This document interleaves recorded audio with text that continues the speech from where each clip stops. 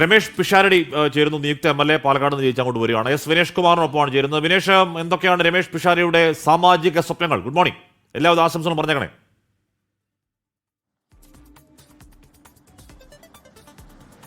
Hashmi, good morning. അദ്ദേഹം ഇപ്പോൾ നമ്മുടെ കൂടെയുണ്ട്. എന്തായാലും ഹാഷ്മി ഒരു ആശംസ പറയാൻ പറഞ്ഞിട്ടുണ്ട്. നന്ദി അറിയിച്ചേക്കൂ, നമ്മുടെ സുഹൃത്തല്ലേ. അതെ, അപ്പോൾ എന്തായാലും സത്യപ്രതിജ്ഞ ചെയ്യാൻ പോകുന്നു. ഇനി പാലക്കാടിൻ്റെ മുഖമായി മാറും അല്ലേ? മാറണം. അതിനുവേണ്ടി തന്നെയാണല്ലോ നമ്മൾ ഇറങ്ങി പുറപ്പെട്ടത്. അപ്പോൾ ഉറപ്പായിട്ടും പാലക്കാടിൻ്റെ മുഖമായി പാലക്കാടിന് വേണ്ടി അവിടുത്തെ ജനങ്ങളോടൊപ്പം വളരെ ശക്തിയുക്തം ഉണ്ടാവും. സിനിമ പൂർണ്ണമായിട്ടും നിർത്തി, അഭിനയം പൂർണ്ണമായിട്ടും നിർത്തി. പറഞ്ഞിരുന്നു മുമ്പ്, പക്ഷെ അങ്ങനെ തന്നെയാണോ തീരുമാനം? അതങ്ങനെ തന്നെയാണ് ഞാൻ തീരുമാനിക്കേണ്ടത്. ഞാനിത് രണ്ടും കൂടെ കൊണ്ടുപോകാൻ നോക്കിക്കഴിഞ്ഞാൽ ഈ തൊഴിലിനൊരു വലിയ പ്രത്യേകത, എനിക്കൊരു ഓഫീസിലിരുന്ന് ചെയ്യാവുന്ന ജോലിയല്ല, എൻ്റെ ഫിസിക്കൽ പ്രസൻസ് അതിന് ആവശ്യമാണ്. മണ്ഡലത്തിലും അതുതന്നെയാണ് പലപ്പോഴും വേണ്ടത്. അപ്പം അതിനുവേണ്ടി സമയം മാറ്റിവെക്കാതെ പരമാവധി മണ്ഡലത്തിൽ തന്നെ ചെയ്യാക. സിനിമയുടെ ഇതര മേഖലകളിൽ എനിക്ക് എൻ്റെ ജോലിയോടൊപ്പം കൊണ്ടുപോകുന്ന രീതികളൊക്കെ ചെയ്യാമല്ലോ. പക്ഷെ അഭിനയം എന്തായാലും ഇല്ല. പാലക്കാട് തന്നെയായിരിക്കും ഫുൾ ടൈം? പാലക്കാട് തന്നെയാണ്, പൂർണ്ണമായും പാലക്കാട് ഉണ്ടാവും. താമസമൊക്കെ അവിടെ?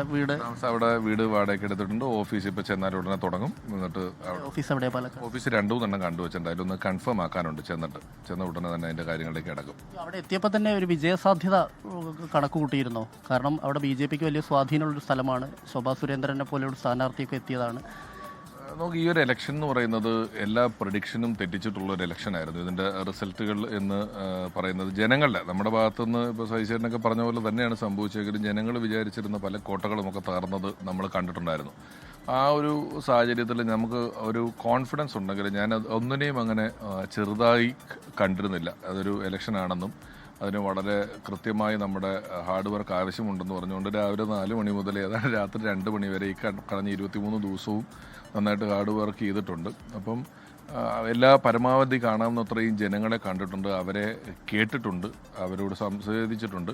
അങ്ങനെ അതിനുവേണ്ടി നല്ലോണം പ്രവർത്തിച്ചിട്ടുണ്ട്. കാരണം ഞാൻ ചെന്നിറങ്ങുന്ന സമയത്ത് എന്തൊക്കെ വന്നാലും എന്നോട് ആളുകൾക്ക്, ഞാൻ ഈ വേറൊരു മേഖലയിൽ നിന്ന് വന്ന ആളെന്നുള്ള നിലയിലുള്ളൊരു ദൂരം, അവർക്ക് എന്നോട് സ്നേഹമുണ്ട്, പരിചയമുണ്ട്, എൻ്റെ മുഖമൊക്കെ അറിയാമെങ്കിലും ഒരു ദൂരമുണ്ടായിരുന്നു. അത് കുറയ്ക്കുക എന്നുള്ളതൊക്കെ നമ്മൾ ചെന്നിറങ്ങി ഉടനെ തന്നെ ചെയ്യേണ്ടതായിട്ടുണ്ടായിരുന്നു. അതെല്ലാം ചെയ്തു. അവരെല്ലാവരും വളരെ സ്നേഹപൂർവ്വം പ്രവർത്തിച്ചു. ഒരു ഇവൻറ്റ് കമ്പനിയോ ഏതെങ്കിലും ഒരു ഇവൻറ്റ് മാനേജ് കമ്പനി നമുക്ക് വേണ്ടി ഫ്ലെക്സ് വെക്കാനോ ബോർഡ് വെക്കാനോ പോസ്റ്റർ ഒട്ടിക്കാനോ ഒന്നും ഉണ്ടായിരുന്ന, എല്ലാം പ്രവർത്തിച്ചത് പാലക്കാടുള്ള സാധാരണക്കാരായ പ്രവർത്തകരാണ്.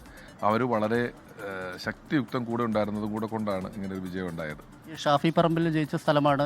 അതുപോലെ തന്നെ രാഹുൽ മാങ്കൂട്ടം അവിടെ വലിയ ഭൂരിപക്ഷത്തിന് ജയിച്ചതാണ്. പക്ഷേ രാഹുൽ മാങ്കൂട്ടം ഉണ്ടാക്കിയ ഒരു ഡാമേജ് ഏതെങ്കിലും ഘട്ടത്തിൽ ഈ ഒരു പ്രചാരണ സമയത്ത് അങ്ങനെ എന്തെങ്കിലും ആരെങ്കിലും സംസാരിക്കുകയോ എന്തെങ്കിലും ചെയ്തിരുന്നു? ഇല്ല, ഉണ്ടായിട്ടില്ല. അതുപോലെ തന്നെ മമ്മൂട്ടി വരുമോ മണ്ഡലത്തിൽ? അതും ഒന്നും തീരുമാനമായിട്ടുള്ള കാര്യം. അത് അദ്ദേഹത്തിൻ്റെ അനുവാദം ഉണ്ടെങ്കിൽ അദ്ദേഹം സമ്മതിച്ചാൽ മാത്രം നടക്കുന്ന കാര്യമാണല്ലോ. അതൊക്കെ ഈ ഞാൻ പലതവണ പറഞ്ഞതുപോലെ ഈ ആളുകൾക്കൊരു കാരണം ആദ്യം ഒന്നും കിട്ടിയില്ല എന്ത് പറഞ്ഞടിക്കണമെന്ന്. അപ്പം എന്നോട് പ്രചരണത്തിന് സിനിമാ താരങ്ങൾ വരുമോ എന്ന് ചോദിച്ചു. പ്രചരണത്തിന് ഒരു സിനിമാക്കാരെയും വിളിക്കുന്നില്ല.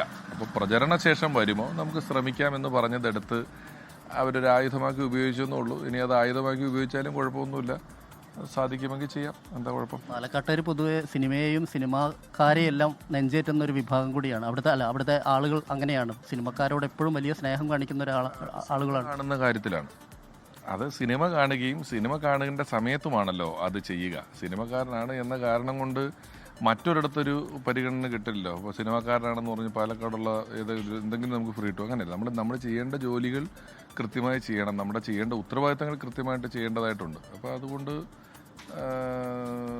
സിനിമക്കാരോട് അവർക്ക് സ്നേഹമുണ്ട് എന്നത് 100% ശരിയാണ്. ഞാൻ എൻ്റെ നോമിനേഷൻ കൊടുത്ത് ഇറങ്ങി ആദ്യം പറഞ്ഞ കാര്യം, ഒരു ചലച്ചിത്ര പ്രവർത്തകനായി എനിക്ക് വിജയിക്കേണ്ട, ഒരു UDF പ്രവർത്തകനായി വിജയിച്ചാൽ മതി എന്ന് മൈക്കിലൂടെ പറഞ്ഞ ഒരാളാണ് ഞാൻ. അത് തന്നെയാണ് സംഭവിച്ചത്.